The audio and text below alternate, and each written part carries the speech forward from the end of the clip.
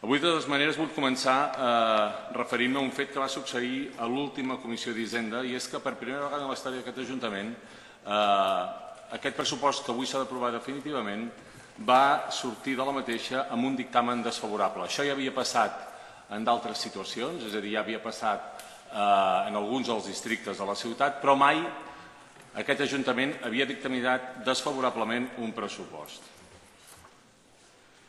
Ja sabem que, en el fons, això no canvia massa coses, perquè molt possiblement, si no canvia res, avui aquest pressupost s'aprovarà amb el suport de 3 grups d'aquesta cambra. Però vull donar molta importància a la forma com es fa això, perquè el motiu pel qual aquest pressupost s'aprovarà se'ns haurà d'explicar. Res no pot haver canviat entre el que succeí a l'última Comissió d'Hisenda i avui. Res, ni una sola ratlla del pressupost no pot haver canviat, perquè allò que es va dictaminar desfavorablement l'altre dia és el que avui, exactament el mateix, es porta a aprovació. Per tant, creiem que caldrà que se'ns doni explicacions al respecte. Caldrà que es vegi què és allò que l'altre dia no es va explicar, o bé què és allò que s'ha modificat, i en tot cas, si hi ha alguna modificació, a veure quin plantejament es fa a partir d'ara. El primer tinent d'alcalde ha parlat que és un pressupost basat en el realisme. Ho acaba de dir. Doncs bé, les xifres macroeconòmiques que es fan servir per fer aquest pressupost posen en una situació molt complicada el futur de les finances municipals, donat que el quadre macroeconòmic, que és fonamental per calcular els ingressos de l'Ajuntament, ja sabem a hores d'ara que no servirà per respondre a les liquidacions que es produiran dels fons procedents de l'Estat, de la participació en els ingressos de l'Estat.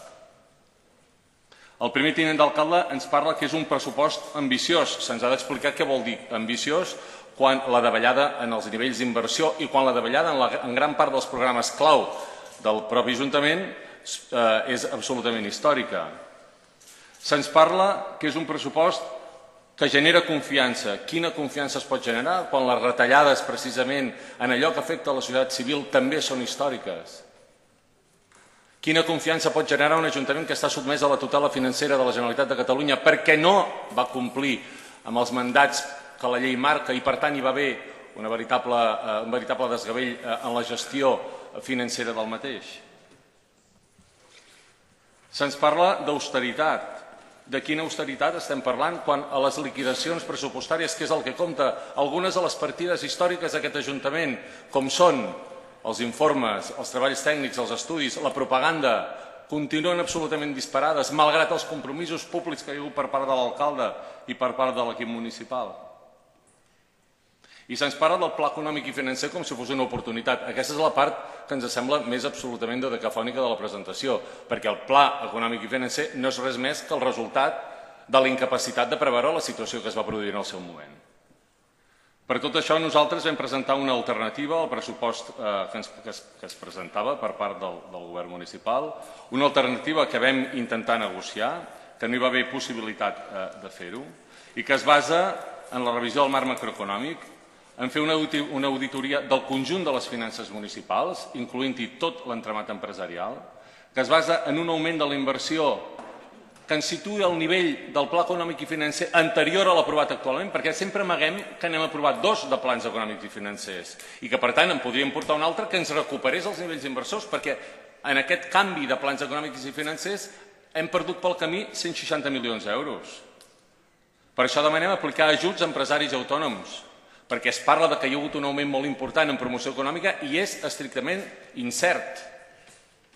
Els apartats de promoció econòmica han baixat, com podrem demostrar durant el debat d'avui. Demanem que s'incrementin els pressupostos en espai públic i cultura, que també han patit retallades molt importants. I, evidentment, que retallin els pressupostos de les partides supèrflues com propaganda i informes. Val a dir que també és molt important que treballem en la concentració d'empreses municipals. Es va parlar, o es parla, amb la boca molt plena, del pla d'austeritat, hi havia tot un seguit de mesures que s'havien de fer. Darrerament estem veient que les mesures consisteixen senzillament en moure personal i equips sense fer res més. Evidentment, cal parlar de la congelació de l'impost sobre béns immobles, de l'IBI, tal com hem demanat en diverses ocasions, i no vull repetir aquí allò que diem sempre. la senyora Maria del carrer Esquirol Volador, número 4, tercer segona, pagarà més IBI que l'any passat. Per cert, això és el mateix que defensen companys seus d'altres ajuntaments de Catalunya quan demanen ajuntaments que no són del seu color polític que apliquen a la mateixa mesura que vostès apliquen, sense dir, això sí, que presenten congelació, perquè, clar, no poden dir que estan presentant congelació. I, finalment, hi ha un aspecte molt important, que és el retorn a l'estat de les liquidacions negatives. És fonamental que en això ens posem d'acord. Ja he parlat abans que el quadre macroeconòmic que se'ns presenta és un quadre macroeconòmic que ens obligarà una altra vegada a fer retorn d'aquestes liquidacions. Segur que això passarà, i vostès ho saben, però vostès necessiten cobrir d'alguna manera el pressupost municipal, i per això apliquen un quadre macroeconòmic que no respon a la realitat.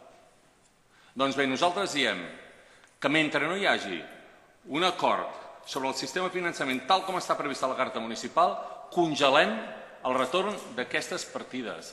Els hem demanat per activa i per passiva. Hi ha un acord en aquesta cambra, hi ha un acord a la comissió. Aquests diners són diners de la ciutat de Barcelona, dels barcelonins i de les barcelonines. I ja no cal que parlem si apliquem tota la part que a Barcelona li correspon del dèficit fiscal històric que arrossega el país.